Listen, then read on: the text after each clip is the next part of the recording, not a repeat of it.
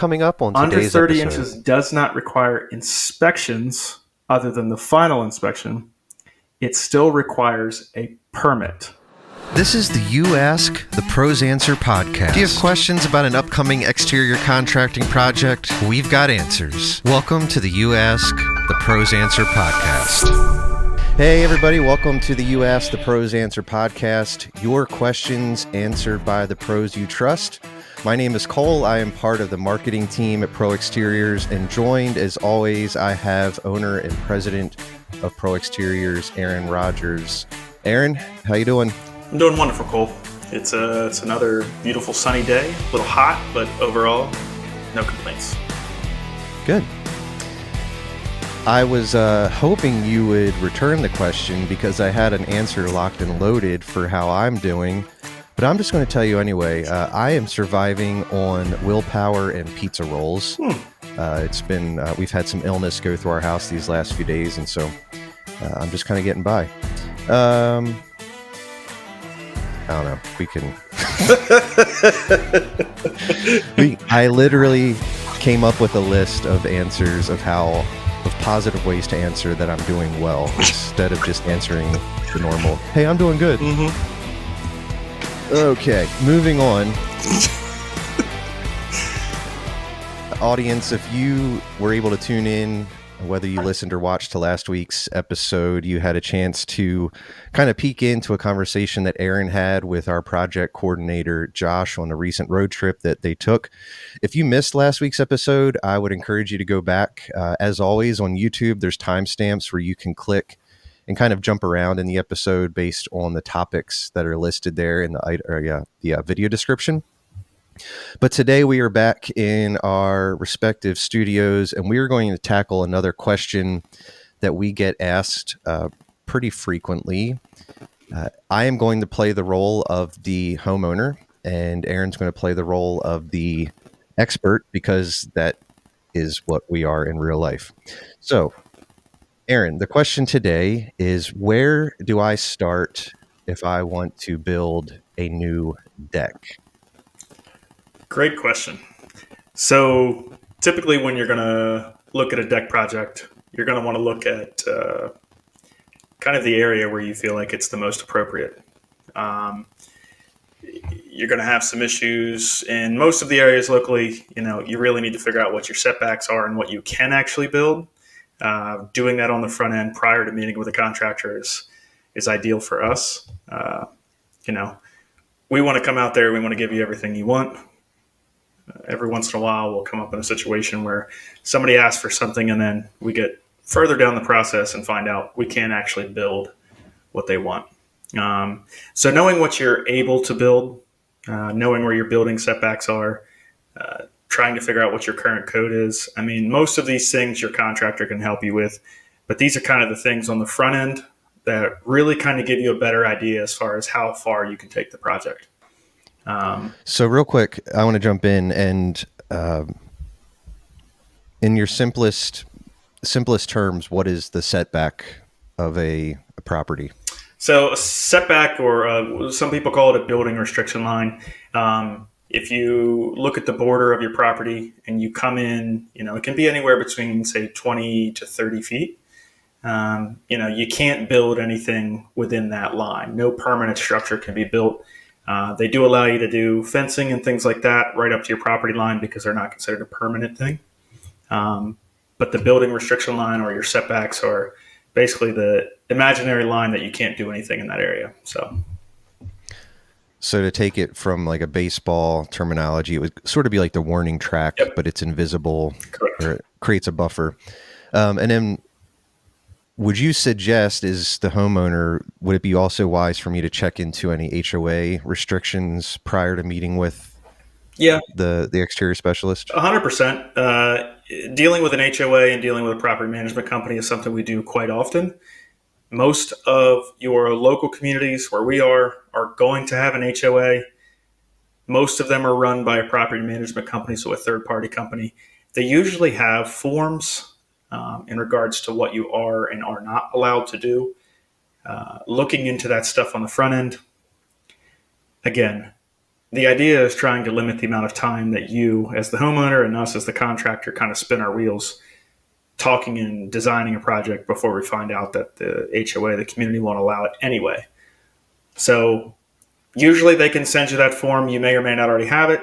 One of the other things with HOAs is they usually have a form that we have to fill out. We usually do that for the customer just to kind of simplify the process. But that's something typically you would only have access to. We typically don't have access to that. Okay. So any of those documents you can have in hand prior to meeting with a contractor, again, just simplifies the entire process, keeps the ball rolling as quickly as we possibly can. All right. So, in some of your experience, I imagine you've gotten to the end of some decking projects, and a homeowner, or maybe even one of our carpenters, has said, "Man, it would have been cool if we had done this." Mm-hmm.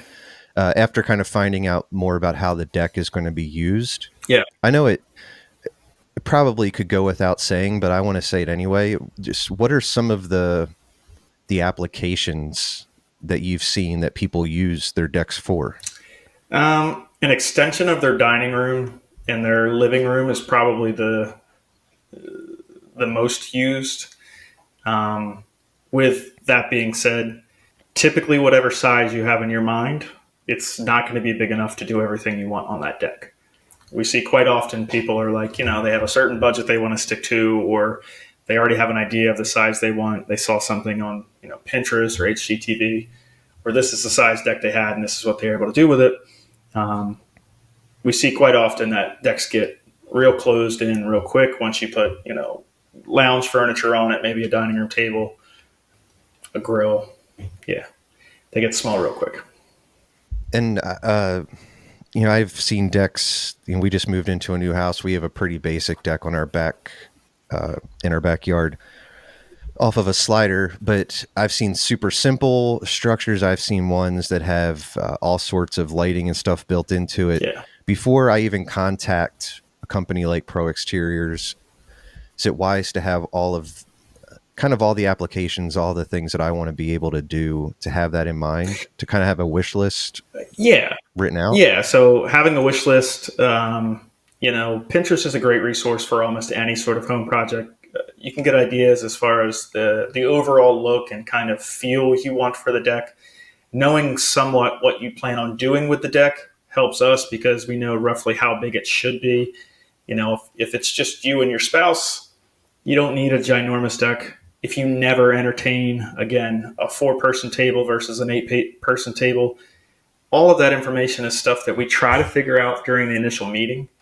But that information on the front end helps us to kind of navigate or kind of steer you in the right direction when it comes to size and products. Things like low voltage lighting, it's really good to know about those things on the front end because one of the things we have to look at is where's our existing electrical.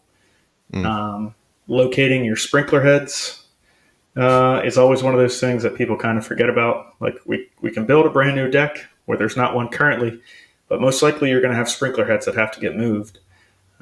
So that's something that pops up often. Okay. Just a quick plug to our audience. Pro Exteriors does have a Pinterest account, and we recently uploaded some different mood boards for some of our favorite material that we install for decks. So if you wanted to search at Pro Exteriors Delmarva, you can get some design inspo, as they say. Shout out to Kara. Kara. Yeah, shout out to Kara. Phenomenal job, Kara. Yeah. Okay, so I haven't even, at this point in our conversation, in this kind of role-playing thing, as a homeowner, I've not even contacted you yet. Mm-hmm. I've kind of put a list together.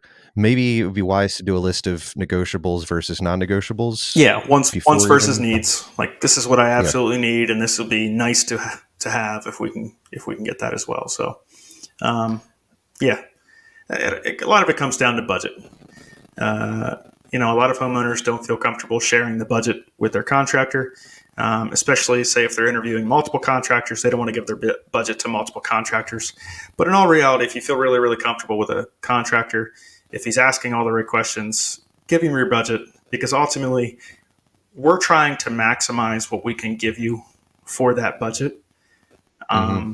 And, if we have that on the front end and we have a good idea as far as how you're going to use the space, we can really give you the best advice as far as like where you need to put that money. Where's the biggest, bang for your buck? So share your budget. Yeah. We're not going to try and maximize your budget. If you say like, hey, this is what I'd like to spend and this is as far as we can go, great. Then I'm going to try to stay in that, like what you would like to spend range. And then I'm going to give you options that would push you to that further end if you choose to go there. So, Got it. yeah. That makes sense. All right. So I've got my list together of wants and needs, kind of have a budget number in mind. I've contacted a company to come out. What happens next? So typically when we go and meet with a customer, we're going to go out, we're going to talk to them about, first is going to be the space. We're going to look at the space. We can typically get a rough idea about where our setbacks and building restriction lines are just by walking the property based upon kind of what the neighbors may have. Or if they don't have to worry about that, maybe they don't live in a development. We don't have to worry about that at all. I'm going to talk about what I think ultimately they have the options for. I'm going to listen to kind of how they respond and how they're going to use the space. And I'm going to say, well, in the past, projects like this typically have a deck of this size. I always suggest that people kind of look at the deck, figure out furniture wise. And before we put the stairs in a certain spot, let's look at the kind of the walkability, kind of the way you would design a kitchen. You're going to walk around furniture. You're going to walk from, the back door to the stairs. What do you have to walk around to get there? Entertaining is always one of those things. If somebody likes to entertain, we may consider bumping up the framing just a little bit.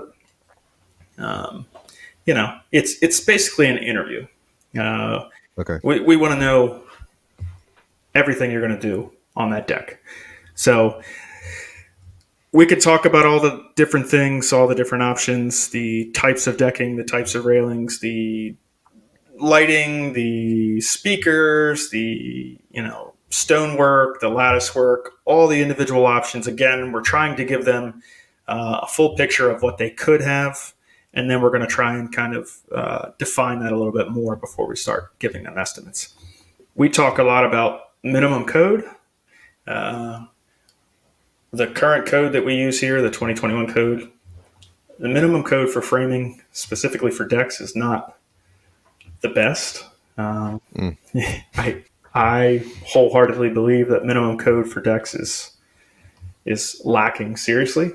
So we like to really dive into the framing part and explaining exactly what minimum code is versus kind of how we do things. And then we can start talking about products and what's required and what's not required. Okay. Well, you just mentioned products. In our roofing episode, we talked about how the shingles or the metal or the cedar was just one part of the whole roofing system. Yeah. But it's the part that gets talked about the most because it's the part you see. Correct. So I want us to shift a little bit to the decking materials. Okay. Let's start, actually, before we get to what goes on top of the deck, so the actual decking, what is typically used in the framing? So your standard is going to be pressure-treated lumber. Okay. It's pretty much the gold standard for any exterior product is most likely going to be framed with pressure-treated lumber. They do have some other options. They actually have steel framing now that is, it's not new per se. It's not really used in this area, but it's got a little bit more engineered strength and you have a little bit more options with it. It's just not a readily available product here. So still kind of gaining some momentum there. Yeah, that seems like that would probably be more of a niche thing. And I'm guessing that has to be manufactured for the specific application as opposed to pressure treated lumber where it can be cut on site or not so much. It's okay. You can cut it with normal hand tools. It's just a specialty blade essentially. Gotcha.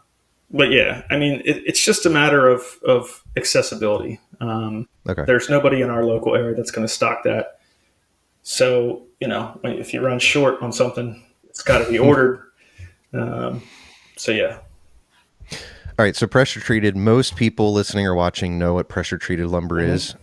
I would say most, but for the people that don't, pressure treated lumber is simply lumber that's been treated with pressure and with some sort of chemical, right? Yep, it's an ACQ, so it's a copper based treatment to kind of make the board itself kind of weather resistant. We'll call it not weatherproof, weather resistant.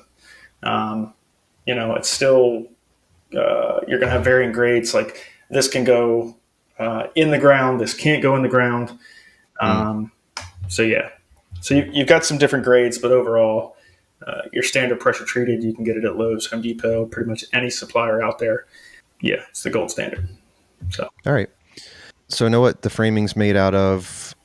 All right, let's talk a little bit about some of the options when it comes to the decking, like the deck boards. Okay. Could you just run me through some of the options in no particular order? Okay, so we'll start off with your wood options. So pressure treated decking is kind of your most basic grade that you're going to get. You can have a standard grade and a premium grade. Premium grade is just going to have kind of smaller knots. It's just going to last a little bit longer. It's got a different graining to it. And then staying in the wood, you can have cedar decking. You have some kind of hardwoods like Ipe, some other Brazilian hardwoods that you can kind of that you can use. Teak, like is used on boats. Again, very, very expensive, but still a wood option. And then from wood, you're going to go into your basic composites. Basic composites aren't quite as popular anymore, but they're essentially melted milk jugs and wood chips. So they tend to break down a little quicker than your cap composite. The step up from there would be the cap composite. Cap composite has a cap stock that goes around it. We compare it to like your car's dashboard, where it's all technically plastic, but the top part, the part you actually see and touch, that's the part where you really put the technology in because it gets beat up by the sun. Your wife may put their feet up on the dash. Your kids might put their feet up on the dash while you're driving. But yeah, so two different versions of that. You have one that's basically capped on three sides where the bottom is just your bare composite. And then you have the nicer brands have capped on all four sides. So it completely encompasses the board. And then from there, you can go into your PVC decking, which is going to be kind of your higher end. And then there's kind of some niche products from there. You've got some niche capped composites and some niche PVCs that are hyper specific to mimic another product. So there's some that try to mimic what looks like real actual hardwood that can get very, very pricey. But ultimately what it comes down to is they're not necessarily any different. You're paying for the final product, the final aesthetic look. They still make aluminum decking. It's not really super popular. You can get concrete tiles. You can get ceramic tiles. I mean, there's really no limit. They make composite, what looks like composite pavers. It actually sits on top of a little grid on top of the framing, so you can walk out onto your brand new deck and it looks like you're walking on cobblestones. I mean, there's a lot of options, a lot of brands, a lot of options, a lot of price points. What would you say the asphalt shingle of decking options would be? Because even within asphalt shingles, we talked about how there's different grades of it. So what is the kind of the equivalent, like the bread and butter of decking jobs that we do? So cap composite is the market leader. Wood, pressure treated wood now is not what it used to be. So, we routinely rip off pressure treated decks that were built 30, 40 years ago that, have seen better days, but overall still have some life in them. The majority of the pressure treated decking that we install today, 15 years from now, is probably going to need to be replaced. It's younger lumber. It doesn't have the tighter grains. The ACQ treatment that they use doesn't last as long as the old stuff. The old stuff was arsenic based. This stuff is copper based. So the arsenic lumber lasts a lot longer. Surprisingly, the people installing it probably not as much. But yeah, so that lumber tend to last a lot longer. And now the copper stuff has been around for probably about 20 years now. They completely switched the market overnight. But yeah, Cap Composite's probably the market leader. I don't know exactly what percentage of share it is, but standard composite's not really a thing. I think a lot of people over the last 20 years kind of got the standard composite and realized how quickly it deteriorates. It molds. It's not even remotely maintenance free, no matter what they sell it to you as. But it breaks down. It's still got a lot of organic compounds in it. So anything that has wood chips in it, it's going to have issue. It's going to break down. It's not going to have the same UV resistance as some of the other products. But Cap Composite, you still have a lot of products on the market that have a great price point. You don't have the maintenance. You don't have to pressure wash it really. You don't have to stain it. You can do hidden fasteners, pretty simply. So yeah. I am wishing I'd had this conversation with you before our deck was built on our house. Viewer, listener, I do not live in the service area of Pro Exteriors, as I've mentioned before on a past episode. And so I didn't really have the option to use Pro Exteriors when we were having our house built. And yeah, like you said, some of our deck material, we have pressure treated lumber. You can already tell it's brittle, and it was installed 6 months ago, maybe. Yeah. And that's not encouraging. So I hear if you were redoing the deck at your house, would you be doing a Cap Composite of some sort? Me personally, I don't like to wear shoes, so I'd be doing PVC. Cap Composite, Okay. one of the big downsides to Cap Composite is in direct sunlight, it holds heat pretty good. So okay. Yeah, so in direct sunlight, Cap Composite can be extremely hot. Gotcha. PVC is like walking on sand in the morning, and Cap Composite's like walking on sand in the middle of the day. So if you ever walked on the beach in the middle of the day, you're going to be doing that little high knee, pinky toe. Yeah, the scamper. Yeah. Yep.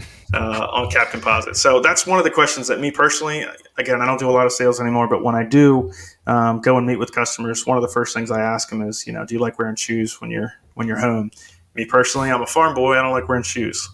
So yeah. So if you like wearing shoes, by all means. If you have young kids or you have a lot of animals at your house, I highly recommend paying for the PVC versus the Cap Composite, because your kids will thank you, your dogs will thank you.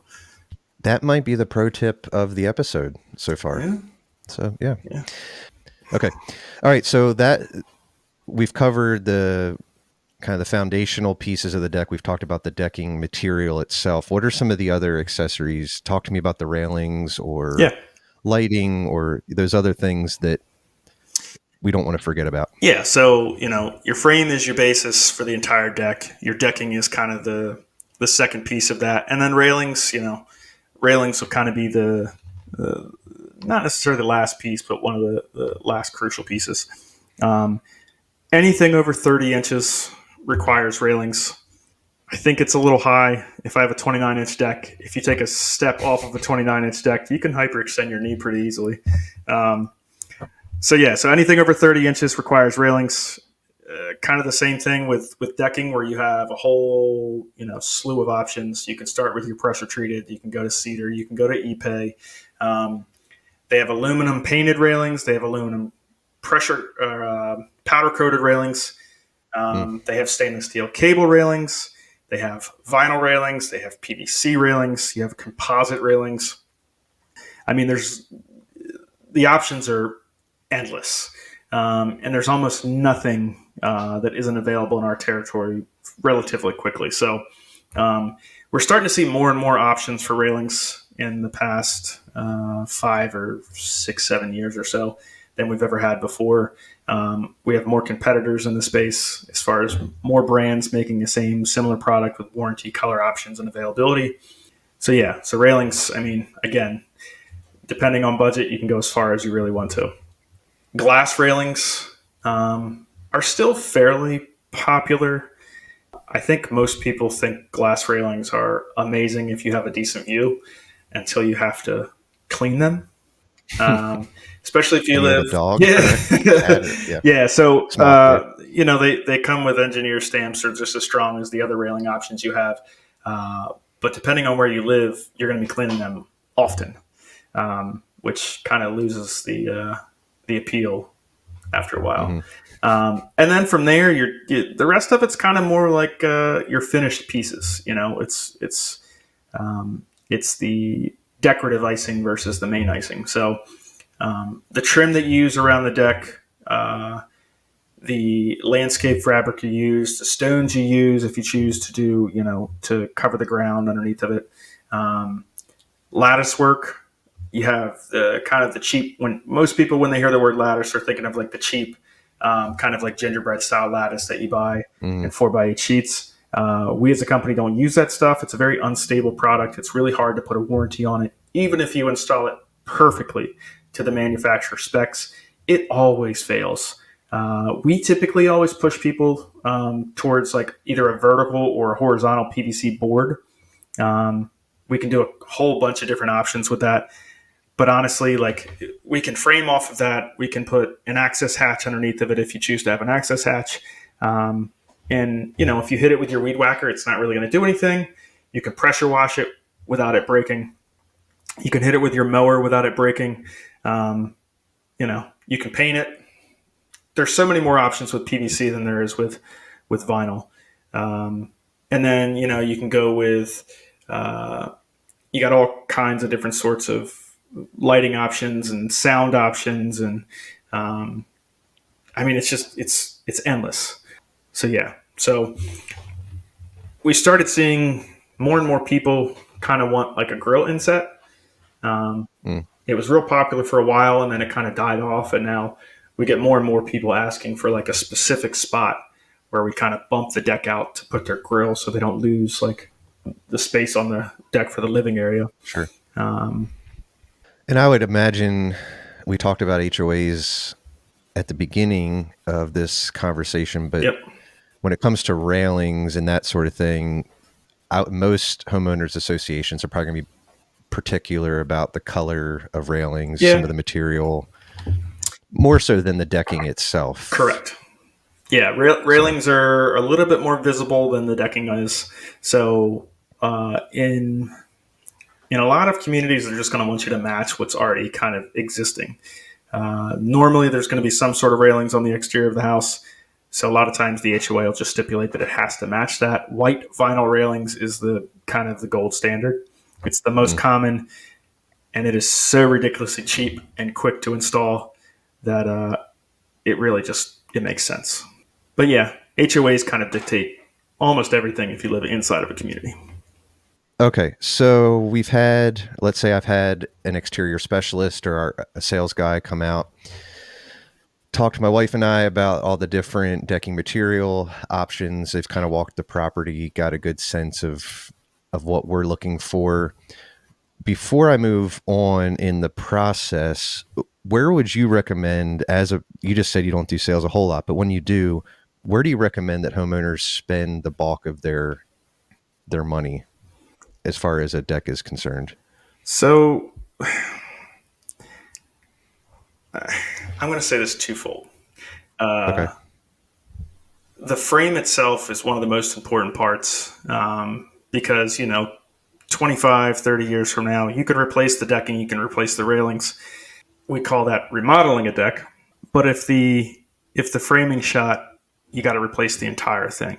So there are ways that you can have a beefier frame. You can increase the framing from 16 inches on center to 12 inches on center, which is going to give you a nice sturdy deck. It's going to kind of carry less load per joist. But they also make things like joist tape. The part of joists that typically fail prematurely are the screws that we use to fasten the decking. It creates a hole in the top of top of the joist. So when water gets in those holes over time, it can cause issues. So we pull decking off sometimes, and we have rotten joists specifically from that. Water gets into the screw holes and the nail holes. So we use joist tape quite often on our decks to kind of help give that framing a kind of a little bit more longevity. It seals behind the nails and the screws when we install the decking. So I think it's very important to kind of start the deck off with a really, really good beefy frame. It's like the foundation of your house. You can have the nicest house on the block, but if the foundation's not great, why does it matter? And then the next part would just be the decking. You could spend a lot of money on a deck And ultimately, um, depending on how you use it, you can regret really, really quickly on your decking choice. I think that everybody ultimately should consider PVC as their main choice for decking, and only consider bumping down to the cap composite if budget just truly won't allow for it. Gotcha. PVC is the best product on the market. It has the best usability. Again, functionality, kids, animals, not having to wear your shoes outside, cleaning it. PVC by far is way better in every factor. But again, cost point, it's a much higher cost point. All right. So after that initial meeting and an estimate's been provided to the homeowner, viewer, if you've missed our other episodes where we kind of go into depth about what to look for in an estimate or a contract, I encourage you to go back and watch that because we're not going to delve as much into it here. But after we've signed the contract, what happens after that on your end? So we sign a contract, we get a deposit. We'll go ahead and we'll create we do plans in-house here. So we'll go ahead and get the plans drawn up. We typically submit plans to the homeowner for final approval, and then we're going to take those plans and we're going to submit them to the HOA. Once we get approval from the HOA, if you have an HOA, and then we'll submit them to either the county or the town. Okay. If you live in town limits, your town is ultimately going to be the one that's going to approve everything and most likely do the inspections. If you live outside of town, our county is who we submit it to. Anything under 30 inches does not require inspections. And this is a very important part to pay attention to. Under 30 inches does not require inspections other than the final inspection. It still requires a permit. So anybody who tells you if it's under 30 inches doesn't require a permit, that's not true. You just don't have the inspections like you do with decks that are over 30 inches. So we go ahead and we submit the plans. We draw plans for every deck, regardless if it's over or under 30. That's not just for us. That's for the homeowner. That's for our records and our crews to be able to build stuff the way we designed it. And then once we get our permits, we'll go ahead and call a misutility. If we're going to be digging in your backyard, we want to make sure there's no pipes or wires or anything else. And then basically we come out there and knock it out. All right. So homeowner can expect at some point utility companies coming out, spray painting marks from the street back to where the deck itself is going to be? So we usually tell them where we're going to be digging on the property, and they mark anything that's remotely close by. So if we're digging in the backside of your property, they're not going to mark the whole property. They're just going to mark likely the kind of the back corners and then the entire rear. Gotcha. So yeah. Okay, so the day of the deck install is here. Crews are showing up. What kind of equipment is showing up on the job site? In most cases, it's just going to be manpower. It's just going to be guys with basic tools, shovels, sometimes post hole diggers. We do use an auger on certain occasions. It depends on how many footers we have. But the average deck, if it's say 6 to 10 footers, we're just going to go dig them by hand. Most of the time we dig and there's no issue whatsoever. But we don't really use like a bobcat or backhoe or anything like that. We're digging pretty much just post hole footers. So we don't have to dig out like an entire footer like you would with a regular foundation. But yeah, so we dig those out and then they have to get inspected before we pour concrete. So for the most part, we're not having to worry about pulling up fencing or worried about sod or grass getting torn up by equipment being dragged back. Not by equipment, but I will let you know that if you live in an area that has really nice grass and it stays pretty wet over the course of a week or say 2 weeks, if you have a larger project, the areas where we walk back and forth from the vehicle every day, the areas where we walk around the actual deck where we're building, that grass is going to take a beating. So it may not look great when we're done, but grass does grow back. So keep that in mind. It's a good heads up. Yeah. Good heads up. All right. You mentioned that the footers have to be inspected. When we talked about all that goes into a roof, that was kind of typically a one day thing. Yeah.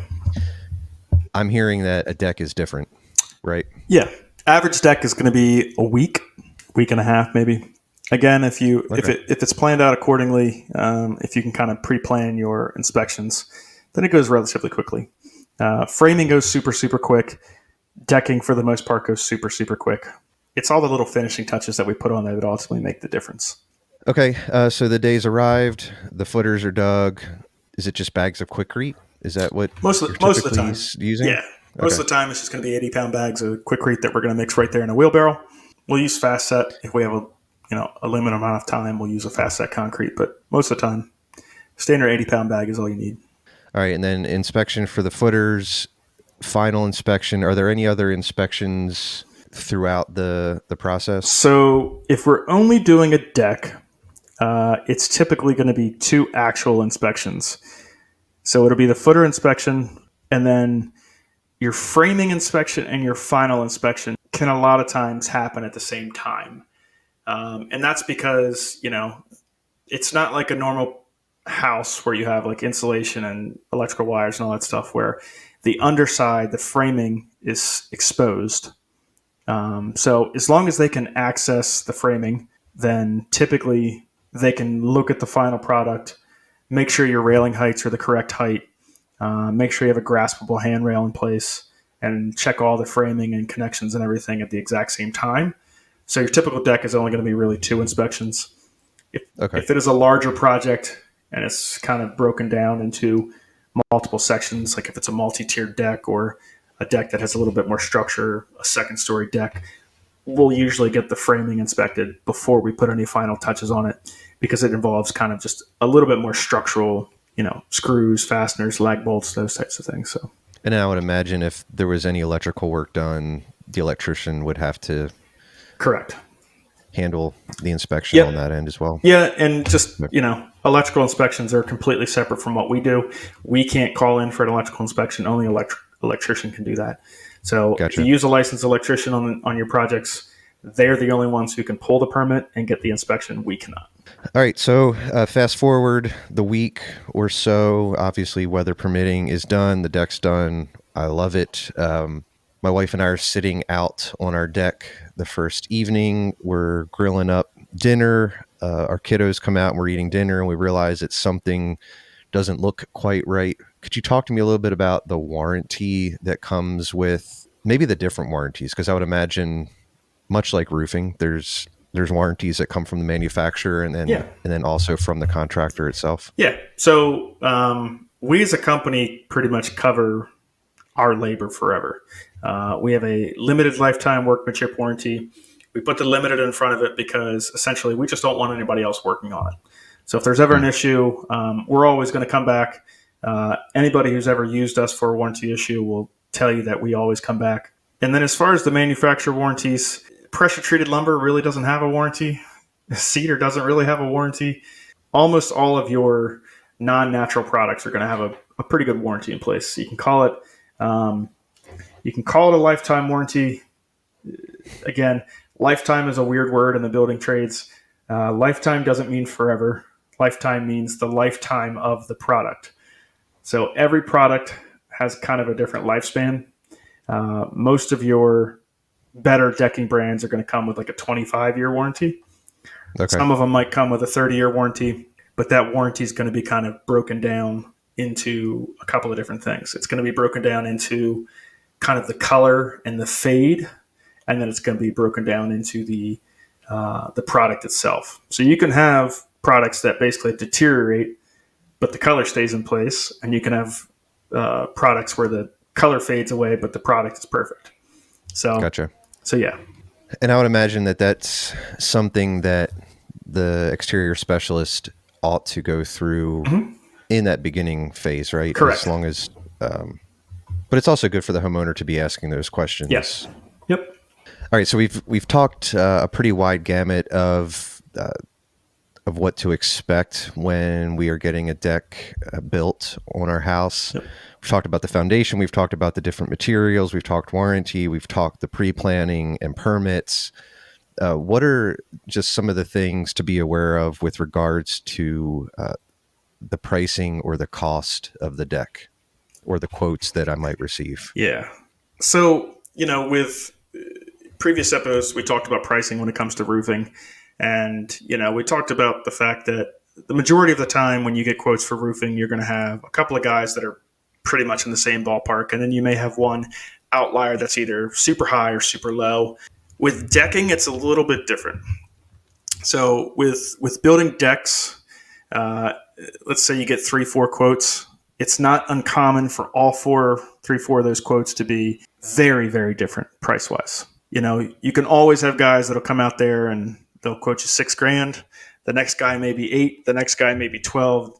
The top guy might be 20. It's a lot different when you're trying to put that explanation on paper as far as what exactly goes into your price. I said before, like, the frame of your deck, if done right, can be remodeled multiple times over the years. It never really has to be upgraded, fixed, other than maybe, replacing a joist or something like that.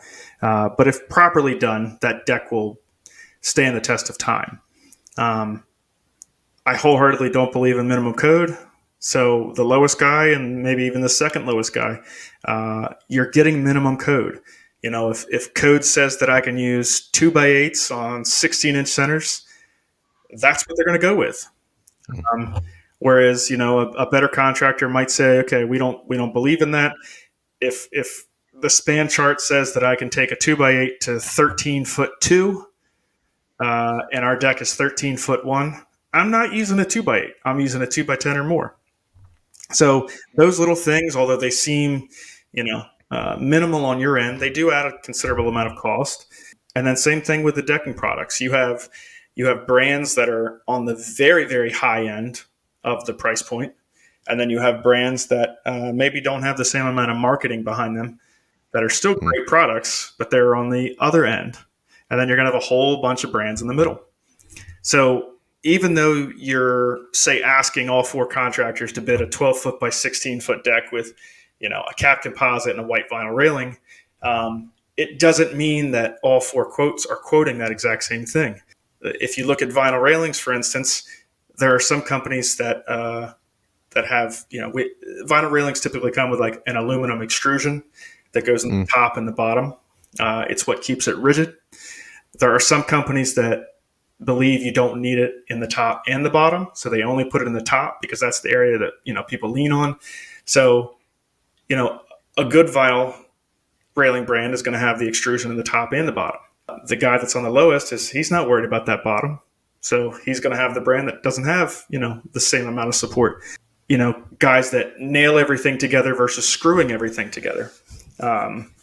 Guys that use, say, carriage bolts versus lag bolts. All of these things factor in to ultimately what the end price is going to be. Do I need 4 bags of concrete per hole, or do I need 3 bags of concrete per hole? Every one of those little things, the wording in the contract may appear to be the exact same wording, but the final product and the longevity of that final product are going to be vastly different. So ultimately, when it comes down to it, if you get 4 prices for what you feel like is the same exact product, you've really got to dive into the weeds as far as getting the details from your contractor. If you like this guy's price, but you feel comfortable with the other guy, I still would choose the other guy. Okay. If it's several $1,000s difference between the two, find out why. Has this guy been in business for 20 years and that guy's been in business for 5? This guy may be set up to go through another recession. This guy may not be. All of those things factor in. Is the one guy going to come back if there's ever a warranty issue? What's the relationship they have with the manufacturing of the decking and the railings? What's the relationship they have with their suppliers? I mean, there's so many factors that are going to final that price in. So I just say it with do not in any circumstance look at an apples to apples comparison when it comes to this stuff and think that price is the only factor, because it's really, really not. Yeah, often you will get what you pay for. I mean, in almost everything in life, you get what you pay for. Yeah. So, yeah. But yeah. So what I'm hearing is don't be afraid to ask questions. And in one of the previous episodes, you said a reliable contractor doesn't feel the need to hide anything. No. And so he or she ought to be forthright with what it is the materials are using or the processes that they use. And okay. All right, Aaron, thank you for all of that. That's really, really good information. That's all we have for you today on the You Ask the Pros Answer podcast. Before we go, though, we want to hear from you. This podcast doesn't exist without you, our audience. What are some of the questions that you have related to home exterior remodeling or the process involved? Would you send us your questions to info@askproexteriors.com, and in the subject, simply put "You Ask." We would love to hear from you. If you are facing an upcoming home project, we hope this episode empowered you to tackle it with confidence. Remember, knowledge is power, and a little bit of research can go a long way. Until next time, happy homeowning. The You Ask the Pros Answer podcast is produced in-house by the Pro Exteriors team. Pro Exteriors is the exterior contracting division of Empire Construction Group, LLC. This podcast is intended for informational purposes only and should not be considered legal advice. For more answers to your questions, please subscribe to this channel and podcast so you'll never miss an episode. Do you have an upcoming home remodeling project? Find more answers to your questions at askproexteriors.com.